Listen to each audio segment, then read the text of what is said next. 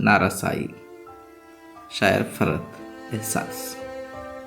हजारों पत्तों पर तुमको खत लिखे, हजारों पत्तों पर तुमको खत लिखे, एक एक जान पहचान वाले से पूछता फिरा हूं, जितने मुंह थे उतनी बातें।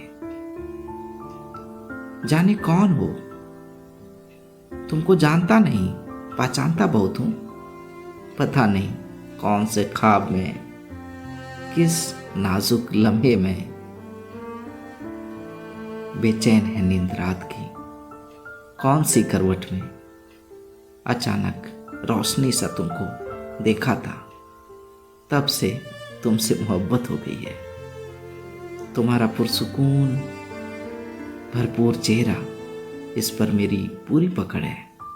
तुमको पाने के पागलपन में सारी दुनिया की तारीख, जुग्राफिया, फलसफे, समाजी उलूम, अदब, शायरी, सारे फ़नून लतीफ़ा सब कुछ जान लिया।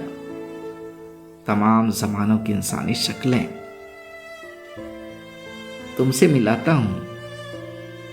तकदीर को लिखे हुए आदमी के सारे मोहब्बत नामे पढ़ता हूँ मैं।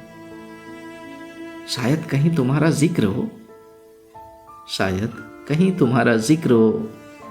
अभी अभी तुमको कसी हुई भीड़ के आखिरी सिरे पर देखा है अचानक।